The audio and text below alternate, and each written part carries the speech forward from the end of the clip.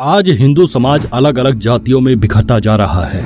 ऊंची और नीची जाति का गंदा खेल लगातार बढ़ रहा है।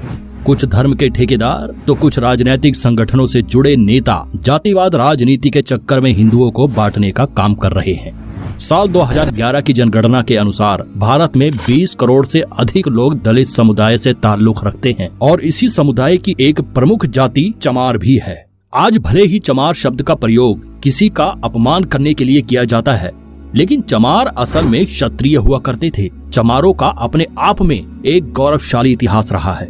विदेशी आक्रमणकारियों के खिलाफ आवाज उठाने से लेकर भारत की आजादी तक चमारों का योगदान बहुत महत्वपूर्ण रहा है।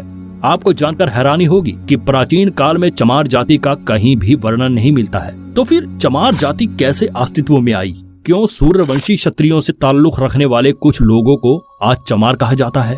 तो आज की इस वीडियो में हम चमार जाति के बारे में विस्तार से आपको बताएंगे और साथ ही हम दावे के साथ कहते हैं कि इस वीडियो को देखने के बाद चमारों के प्रति आपकी सोच में जरूर बदलाव आएगा। हिंदू धर्म के अनुसार इस दुनिया की रचना ब्रह्मा जी ने की है और प्रत्येक जीव ब्रह्मा जी द्वारा ही बनाया गया है। ईश्वर ने धरती के सभी मनुष्य को एक समान बनाया है, लेकिन समय के साथ साथ इंसान पंथवाद और जातिवाद के चक्कर में पड़ता गया और इंसान ही इंसान की मौत को प्यासा हो गया। धर्म और जाति के नाम पर प्राचीन भारत में कभी कोई भेदभाव नहीं होता था। पहले लोगों को किसी जाति के आधार पर नहीं बल्कि वर्ण और उनके काम के आधार पर बांटा जाता था। आज के समय में जैसे डॉक्टर्स, इंजीनियर्स, टीचर्स, वकील जैसे अलग अलग पेशे हैं, ठीक उसी प्रकार पहले लोगों को उनके कर्म के आधार पर ही पहचाना जाता था। ब्राह्मण, क्षत्रिय, वैश्य और शूद्र के बारे में आपने पढ़ा भी होगा। ये सभी नाम लोगों को उनके कार्यों के आधार पर ही दिए गए थे। वही महाभारत और रामायण काल में भी इंसानों को अलग अलग आधार पर विभाजित किया गया है। उस समय देव, दानव, राक्षस, यक्ष, किन्नर और गंधर्व के आधार पर जाति तय की जाती थी, जो आज की जातिवाद से बिल्कुल भिन्न है। चमार जाति के बारे में वैसे तो कहीं उल्लेख नहीं है।